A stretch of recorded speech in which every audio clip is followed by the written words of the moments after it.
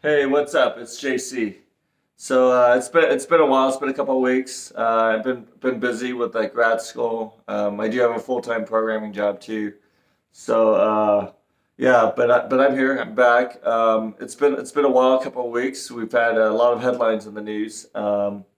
So we got the coronavirus that's taken the markets down like 500 points in one day. We had Tesla, which had some really good news on their fourth quarter earnings, and they also have the Shanghai factory that they're publishing, so that in basically making cars now, and their stock price jumped practically like 100 points, 150 points every day.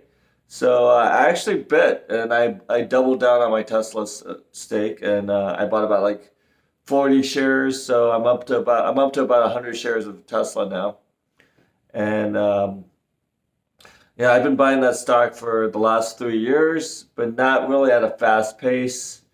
But I started buying regularly about 6 months ago, and then I doubled down on this last uptick. So very bullish chart if you look at the chart technical indicators, and the company is also kind of the street is kind of they're getting pretty greedy with the stock, and that it's there's been so many haters of the stock of the company and saying, oh, it's just a fad, electric cars are not going to come. But now you're starting to see people believing in the stock, and that's what pushed the stock from about $320 a share to like 970 last week or 2 weeks ago, and it's now sitting at 800. So if you look at just fundamentals, granted, it's probably not worth $800 a share, but a lot there's I would say about 10% of the stock market does not they don't follow valuations. They follow what's called motions, and also like pie in the sky type of things, where like, hey, if the market can believe that Tesla is going to be this huge company, tremendous company in 20 years, and no one can really know because they have a lot of technology. They're that's such a huge lead. They will push that stock up to maybe $1,500 a share or $2,000 a share. So I don't know if you guys have been watching my other videos, and if you like my videos, definitely hit a like button, and it definitely it helps the video out to get more views. But in the other videos, I talk about debt and how debt is not such a bad thing, and you should take on debt. And so I saw a recent headline about Elon Musk, the CEO of Tesla, and basically said that he for his day-to-day expenses, he has about like $600 million in personal loans from various banks, like four or five banks that he uses to for his like petty cash. And I know 600 million sounds like a lot for petty cash, but not for someone like Elon Musk. He's like 30 billion, 20, 40 billion dollars, multi-billionaire. So like $500 million is pretty much what he uses for his petty cash, and he doesn't use his own cash. He borrows the money. So uh, taking a hand out of his playbook, I've also borrowed some money. I took out some student loans, which I think I might have mentioned that in my other videos too.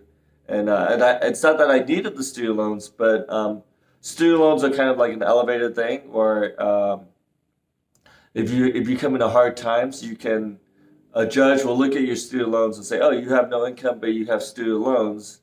It's better to have student loans than it is to have credit card debt, because a judge will be like, "Well, what did you do? Did you go buy a lot of crap on Amazon, or you went to Fifth Avenue on New York City and you bought a lot of clothes on your credit card?" But if they see student loans, they'll be like, "Oh, you went to school, you did something productive with your loans, right?"